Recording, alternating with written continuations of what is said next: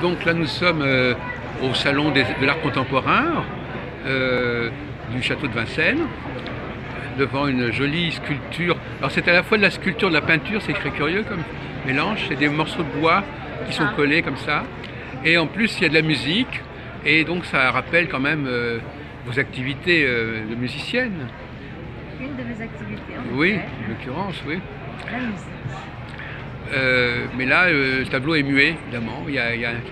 Donc vous revenez du festival du chamanisme dans une ville de la Charente.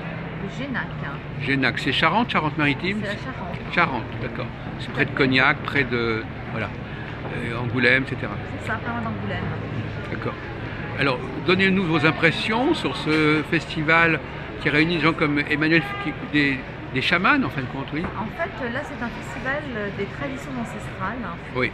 Donc, ce ne sont que des chamans qui viennent de tous les pays du monde, de tous les continents, en fait, et qui proposent des cérémonies, qui proposent en fait, de découvrir leur culture et leur façon de transmettre ce qu'ils sont dans leur pays. Oui. Donc c'était très international finalement? Très international, il y avait l'Afrique, l'Asie, l'Océanie, le Mexique, l'Amérique du Sud, l'Amérique du Nord, l'Europe. Et c'est la première fois qu'il y avait ce festival? Non, ça fait 11 ans qu'il existe ce festival.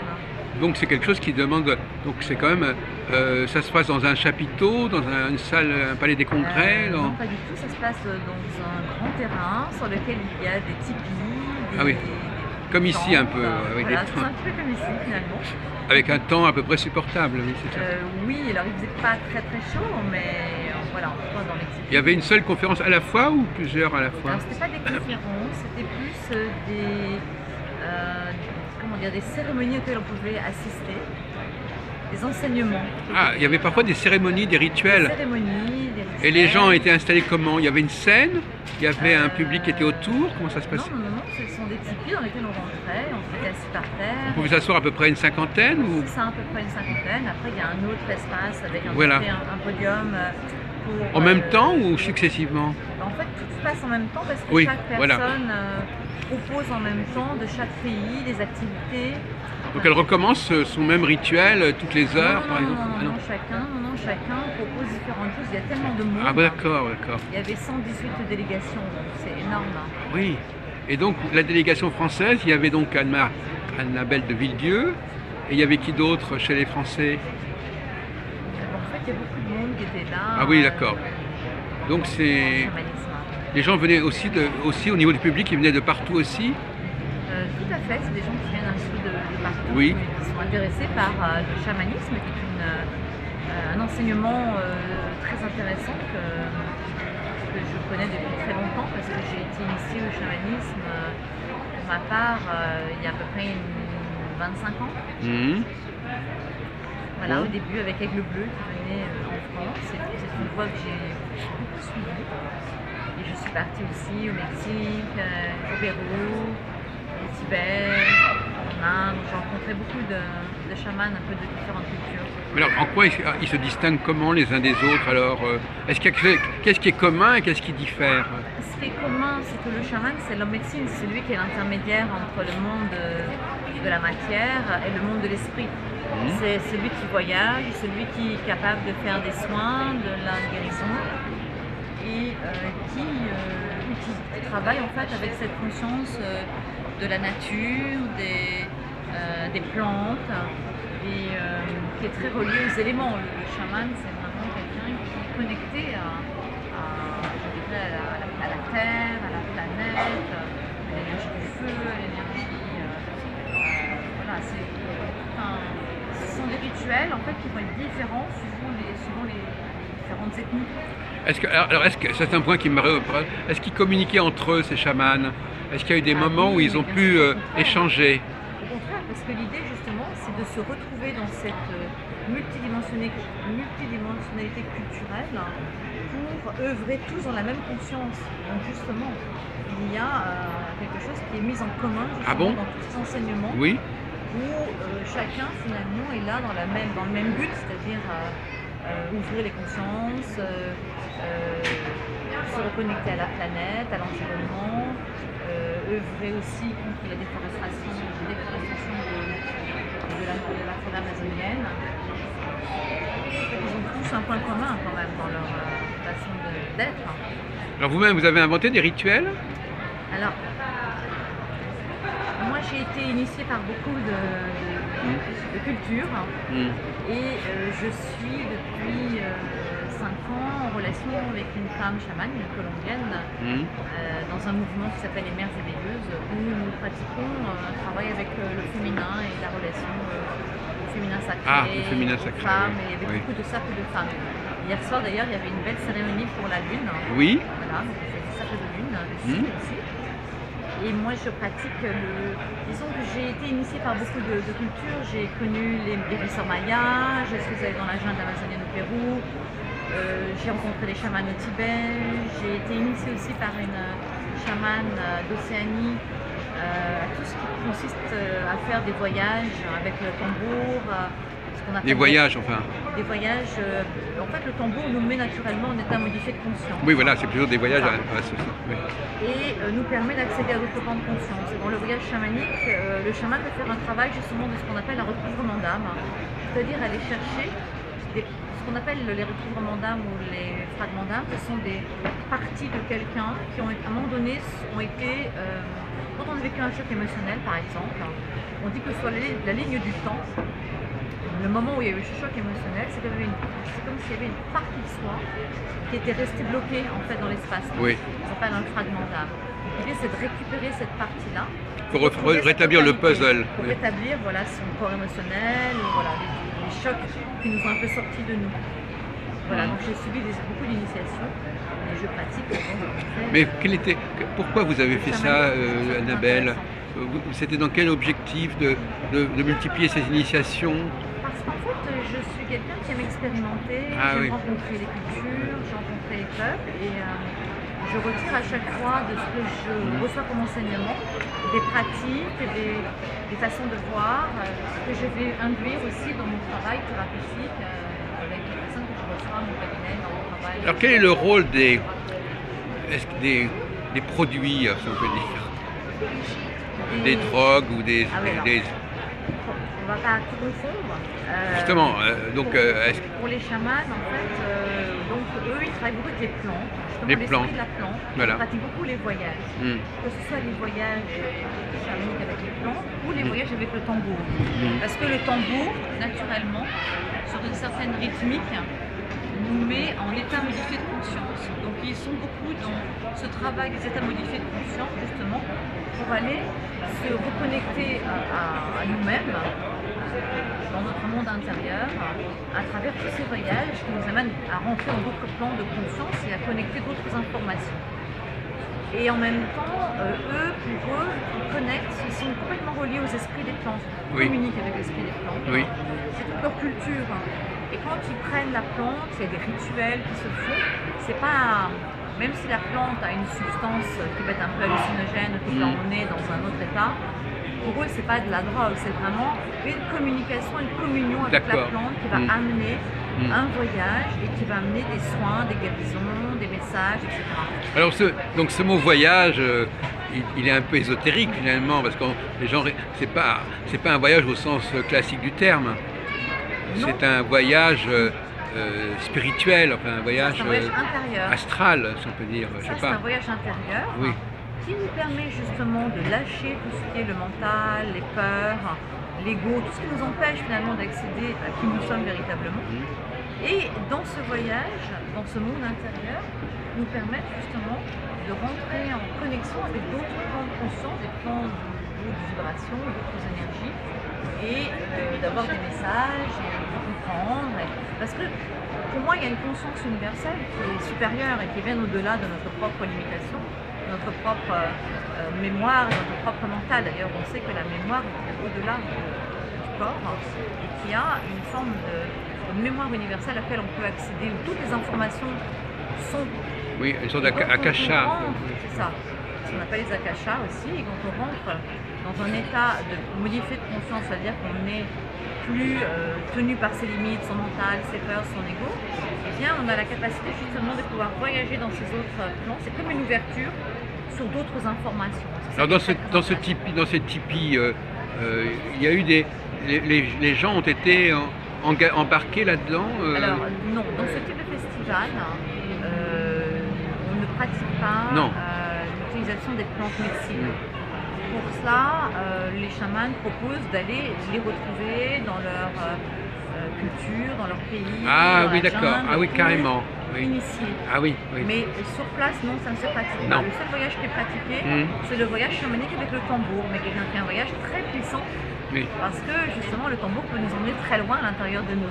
Vous êtes quelqu'un qui pratique le tambour Moi, je vous-même. pratique le tambour. Oui. J'ai fait mon tambour avec une chamane, avec 14 rituels, tout en conscience. Et je pratique le voyage chamanique parce que je trouve ça très intéressant. Ça permet justement de pouvoir accéder à des endroits de soi auxquels on ne peut pas accéder comme ça naturellement. Parce que Donc ça c'est le problème de la musique en général, quelque part. alors, ce que je disais tout à l'heure, c'est que le tambour a cette capacité d'induire l'état modifié de conscience parce que c'est une rythmique et qu'il est sur cette espèce Par exemple, vous pouvez nous forme faire quelque chose là-dessus, par exemple? circulaire. Voilà, Par allez-y, exemple, parce que là, ça te prête très bien, là. pour aller sur l'état modifié de conscience, on va être sur une forme de rythmique comme ça.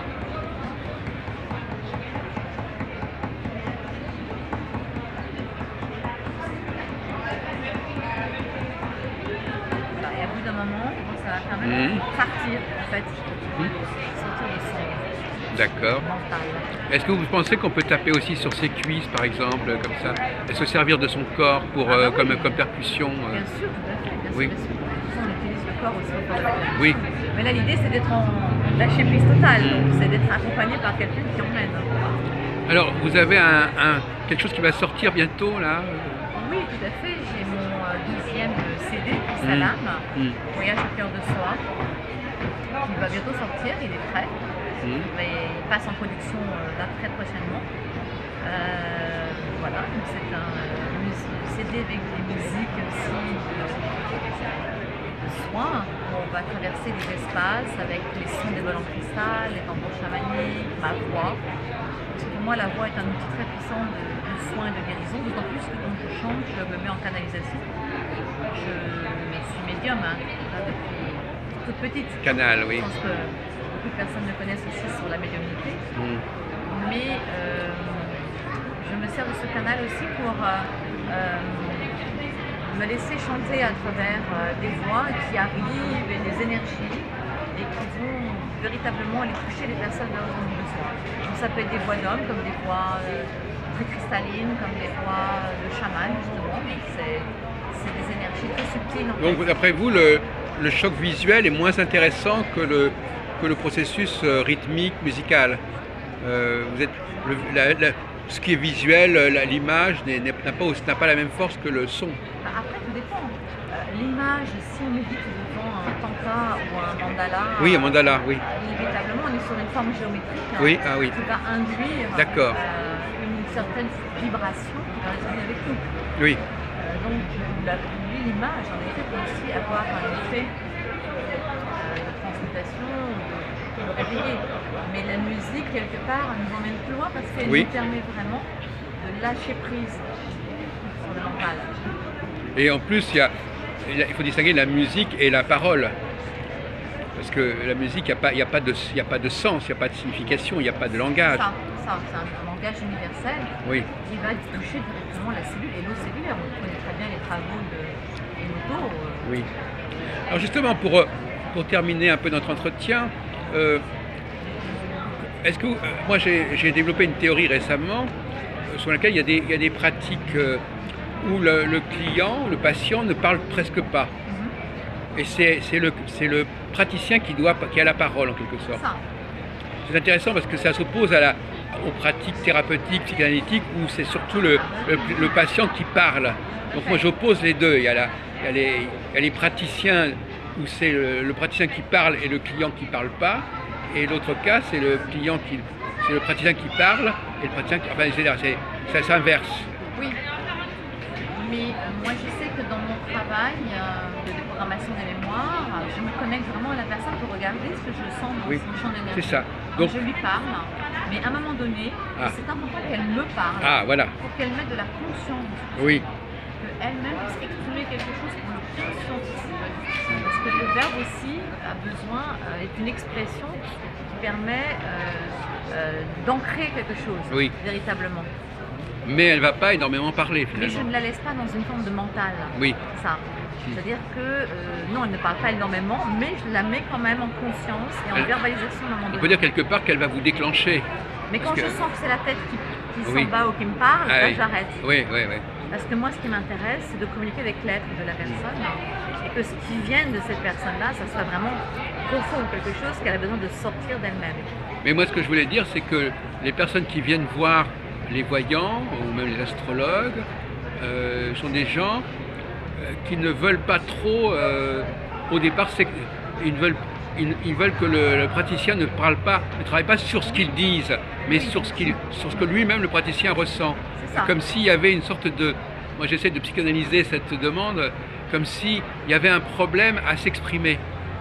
Comme s'il y avait une sorte de blocage à s'exprimer, et qui faisait que la personne avait besoin de s'exprimer, mais par le truchement du praticien. En fait, c'est pas vraiment comme ça. C'est plus parce que moi qui pratique la médiumnité depuis 20 ans, j'ai quand même eu beaucoup de patients. Et du coup, c'est surtout en fait que les personnes parfois justement ont besoin de sentir si la personne qu'elles sont en face d'elle, c'est vraiment un médium ou pas.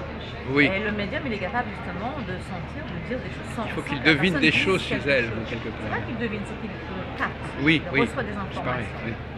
Et donc la personne en face, elle a besoin de se dire est-ce que cette personne me ressent vraiment bien. Et je sais qu'il y a beaucoup de personnes qui ne parlent pas du tout pour ça, justement, parce qu'elles ont besoin d'être sûres qu'elles sont en face d'un véritable médium. Alors, autre question. Mais en même temps, si on ferme trop, si la personne en face se bloque ou se fige ou met comme ça une espèce de barrière, ça peut aussi être un peu compliqué pour le médium d'accéder à l'information. Oui, bien sûr, oui. Mais je reviens sur un sujet. Est-ce qu'à votre avis, Annabelle de Villedieu, la psychologie masculine est plus vouée à laisser l'autre parler, ou est-ce que les femmes préfèrent parler? Est-ce qu'il y a une différence entre la femme et l'homme au niveau de la consultation?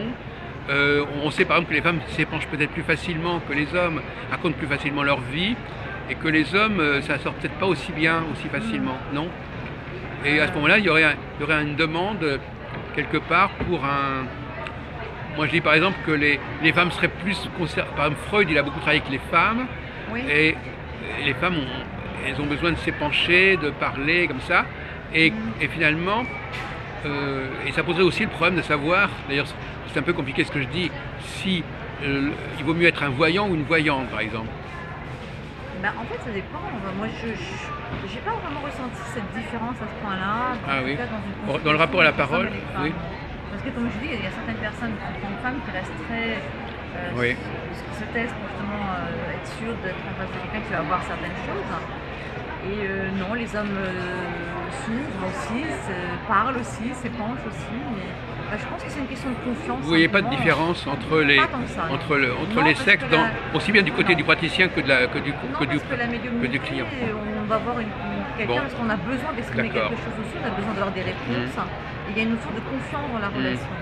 Donc, et puis c'est aussi le médium qui est là, de pouvoir induire cette confiance-là. Donc du coup, quand la discussion se met quand l'échange est là, les personnes sont plus facilement. Moi, j'ai pas plus.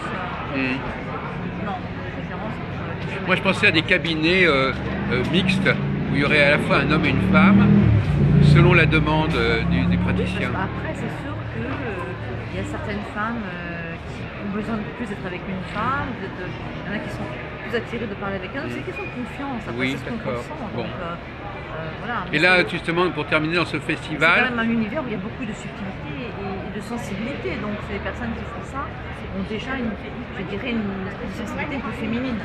Alors, est-ce que vous avez perçu une plus grande présence féminine ou masculine dans ce festival de chamanisme, soit du côté des intervenants, soit du côté du public? Non.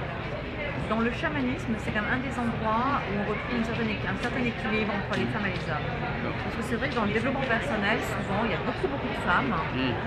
Et je suis moi-même partie au Népal avec un groupe que j'ai emmené là-bas. Oui. Et je me suis retrouvée avec, sur 15 personnes, il y avait un homme Oui, oui. pour 14 femmes. C'est quand même pas neutre, ça, c'est quand même intéressant Et comme oui, observation. Donc, parce que la femme ose plus aller vers elle, s'épanouir, d'accord. c'est plus dans sa sensibilité peut-être. Et là, parmi les intervenants qui ont été invités, c'était à peu près équilibré entre... Oui. D'ailleurs, même dans le chamanisme, c'est beaucoup d'hommes. Oui. C'est un univers plutôt... Justement, pour ça que je dis ça. Mais il y a des femmes et il y avait un bon équilibre pour moi entre Et la question linguistique n'ont pas posé de problème, il y avait des traducteurs. Non, parce qu'il y a des traductions, il y a des traducteurs, et puis il y a des personnes qui sont très engagées, qui sont dans l'Amazonie souvent, qui rencontrent les peuples, donc qui sont capables de traduire les dialectes, etc. Donc il n'y a pas eu de souci de traduction. Ouais, c'est un événement important. Ça a été filmé, il y a eu des photos. Oui, il y a François, il y a... Parce que ce serait intéressant on n'arrive pas à visualiser un peu l'atmosphère de cet homme. Oui, mais je pense qu'il y a des personnes qui ont fait des films. Donc donnez-nous les références exactes, c'était où déjà? C'est le festival du chamanisme ancestral qui se trouve à Genac, ça a lieu tous les ans et c'est Patrick Daquet qui organise ça. Et d'ailleurs je vais interviewer Patrick Daquet la semaine prochaine. D'accord. Qui nous parle de ce festival. D'accord. Bon, ben merci beaucoup.